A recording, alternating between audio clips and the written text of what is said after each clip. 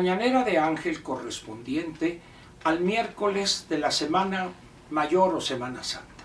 Le quitamos lo de laboralmente hablando porque si bien muchos mexicanos, millones diría, están asistiendo a trabajar, pero también un buen número están en la holganza desde el viernes por la tarde de la semana previa a esta, la Semana Santa o la Semana Mayor. Antes de cualquier otra cosa, quiero ofrecer una disculpa por el error repetido cometido en la mañanera de ayer, cuando, estando yo explicando algunas cosas relacionadas con la anticientífica, cerré la frase o lo que equivaldría en forma escrita a un párrafo de 3 líneas, una cosa así, dije la ingeniera. Y creo que repetí ese error. Sin embargo, la argumentación ya en su totalidad se entendió porque varias personas me llamaron la atención, lo cual agradezco, pero entendieron perfectamente que era un error porque estaba yo hablando de la anticientífica doctora Claudia Sheinbaum Pardo. Muy bien, hecha esa aclaración y ofrecida la disculpa de rigor, espero que en esta mañanera que voy a hablar de la ingeniera no cometa error alguno, espero. En caso de que así sea, lo reconoceré y ofreceré la obligada disculpa. El ejercicio que realizamos ayer en la mañanera tenía por objeto no apoyar o denostar a una candidata. Simple y sencillamente era tratar de dibujar escenarios hipotéticos en caso de que obtuviera la victoria. Y algunas conductas o algunas medidas que desde mi punto de vista pudiera ella tomar a partir del momento en que rinde la protesta de ley o desde unas horas antes, cuando habría dado a conocer el gabinete, la integración del gabinete legal, quizá el ampliado será posteriormente, y habría recibido el mando de las Fuerzas Armadas, cosa que se hace a las 12 de la noche, en una ceremonia especial donde está, antes era el Procurador General de la República, ahora como es autónoma esa entidad, no sé qué fuere a pasar, pero además no sé si, dada la situación en la que se mueve o en la que se encuentra el doctor Gers Manero, lo saquen del sarcófago y lo lleven a esa ceremonia. Pero en principio, los designados, secretario de la Defensa Nacional y secretario de la Marina Armada de México, sí estarían ahí, donde la triunfadora, el ejercicio ayer era para la anticientífica y hoy será para la ingeniera, recibirían o se presentarían ya los nuevos secretarios, que son los comandantes de las Fuerzas Armadas, Ejército y Fuerza Aérea, y por otro lado la Marina Armada de México, y seguramente estaría también el comandante de la Guardia Nacional. Muy bien, entramos entonces en materia en el segundo ejercicio. Vamos a suponer, o sea, esto es un supositorio, diría el clásico, que la ingeniera se alzare con la victoria el 2 de junio de este año. Muy bien, todo sería fiesta, felicidad, y aquí entraría una etapa de cierta incertidumbre por los resultados en las dos cámaras del Congreso de la Unión. Esto no lo mencioné ayer porque considero que, por lo que veo yo ahorita, será difícil para la oposición ganar el Congreso, las dos cámaras, con la mayoría absoluta. Pero ahora sí planteo el tema del Congreso de la Unión. Gana la ingeniera, felicidad, todo el mundo, haciendo ella sus declaraciones, lanzará por allá un chingón, por allá son chingones estos, ya la conocen ustedes cuáles las características de su lenguaje florido, pero habría algo que flotaría en el ambiente esa misma noche. ¿Cómo va a quedar la integración de ambas cámaras del Congreso de la Unión? ¿Por qué señalo esto como el primer problema que enfrentaría la ingeniera? Además, ese problema lo enfrentaría no a partir de que tomare posesión, que sería el 1 de octubre o el 30 de septiembre, porque la nueva legislatura, la 66ª, entra en funciones el 1 de septiembre. Entonces, esa incertidumbre en torno al número de diputados y senadores que tendría la alianza Va por México o Corazón y Cuajo, no sé cómo, y también, la coalición Seguiremos Haciendo Historia.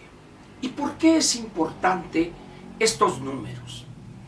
Primero, debo aclarar, espero no estar equivocado, que la coalición Seguiremos Haciendo Historia no va a obtener la mayoría calificada. Eso les deja como opción la mayoría absoluta en ambas cámaras o en una de las dos. Entramos entonces a los números, a la aritmética electoral frente a los resultados para la alianza Va por México o el nombre Fuerza y Corazón y Cuajo, como digo yo. Muy bien. Para impedir la mayoría calificada, para asegurar que no habría posibilidad alguna, recuerden que en diputados son 334 diputados. Eso obligaría a la oposición entre los tres partidos, PRI, PAN y PRD, a tener un conjunto de, vamos a ponerlo fácil, 170 o 175 diputados.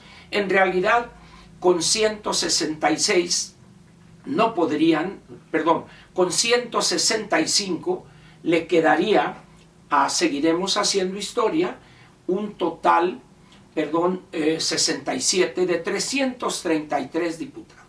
Pero para asegurarnos, convendría que la alianza Va por México obtuviera 160 diputados, 170, 180, para dejarle a Seguiremos Haciendo Historia 120, 125 y ya no podrían alcanzar la mayoría calificada. Y en el caso del Senado de la República son 86 senadores. Si nosotros le restamos a 128, 86, nos daría una diferencia de 42, pero ellos se quedarían con esos 86 y yo con 42, la oposición no impediría que tuvieran la mayoría calificada. Entonces, si ellos no llegan a 86, llegan a 80, si les faltaran 6, esos 6 se los sumo a la oposición, entonces ya no podrían obtener la mayoría calificada. Muy bien, ese sería el primer problema que enfrentaría la ingeniera de ganar la presidencia de la República, pero no poder obtener la mayoría absoluta. Vayamos al segundo problema. Como titular del Ejecutivo, ella tendría la posibilidad de obtener información sobre los presuntos delitos o figuras delictivas cometidas por los principales funcionarios de la administración actual. Pero digo presunción, serían presuntos, es decir, hay que respetar el debido proceso. ¿Y qué haría la presidencia de la República cuando tuviera un acervo de cuestiones documentales que, de acuerdo a la ingeniera, probaren la comisión de conductas delictivas? Pero eso se lo tendrían que entregar a fiscalía para que la fiscalía lo sometiere a consideración de un juez, es decir, del Poder Judicial. Y ahí podrían darse muchos resultados o pleitos, etc. Pero mientras tanto, ¿qué tendríamos en el Congreso? De no obtener la mayoría absoluta. La primera gran decisión sería elaborar el paquete económico para someterlo al Congreso de la Unión. El documento básico, que son los criterios generales de política económica para el 2025, la iniciativa de ley de ingresos y el proyecto de decreto del presupuesto de egresos de la Federación. Pero si la ingeniera no ganare, o ganare pero no ganare el Congreso, ahí estaría ella sujeta a una negociación donde sería la parte débil. Ese es el punto fino que hay que considerar. En relación a la integración de su gabinete, no tengo duda alguna. Ella ha dicho que no habrá ni huevones, ni rateros, ni pendejos. Esas son las tres cualidades de ese personal. Entonces no tengo duda que ella sí efectivamente seleccionaría a los mejores. Pero su gran problema va a ser, incluso durante todo el sexenio, la negociación y los encontronazos con el Congreso de la Unión, donde, si no ganáramos la mayoría absoluta, el control de los ingresos y su distribución en el presupuesto lo tendría la oposición. Ahora bien, la ingeniera tiene una tradición de conciliar con fuerzas opuestas. Si usted leyere el libro reciente de la que fue mi compañera muchos años, yo ya no estoy en imagen, Ivonne Melgar, una excelente periodista con una prosa que lo atrapa a usted. Lea por favor el libro reciente que ella ha publicado, que se llama Chingona, con X.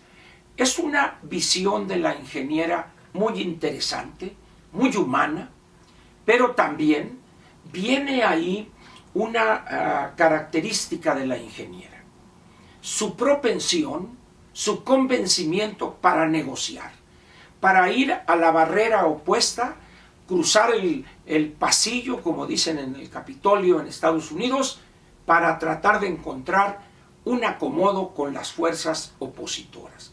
Y eso pues estaría por verse, pero al menos cabría esperar que la ingeniera estuviera dispuesta. No sería como el bulto de que no negocia, no platica, ni siquiera recibe a los gobernadores de oposición y tampoco a los legisladores. Eso es lo que yo pensaría que podría suceder si la ingeniera obtuviera la victoria para la presidencia de la República. Veo que está muy cuesta arriba ganar la mayoría absoluta en las dos cámaras del Congreso de la Unión. Pero si llegare la oposición, si llegáramos a obtener esas dos grandes victorias, los números mágicos 251 y 65, o si gusta usted 260, 265 diputados y 70, 73, 75 senadores, entonces el panorama de la gobernación de la ingeniera sería completamente diferente. Eso es lo que le puedo decir a usted al respecto. ¿Qué piensa usted que va a suceder? Échele cacumen, piense y trate de imaginar desde su perspectiva qué es lo que enfrentaríamos nosotros como ciudadanos de a pie de la gobernación de la una y de la otra, pensando siempre en el mejor futuro para este país y para nuestros hijos y nietos. Gracias por su presencia aquí en la Mañanera de Ángel y lo invito a que esté hoy en la plática a las 7 porque va a estar muy pero muy interesante. Gracias.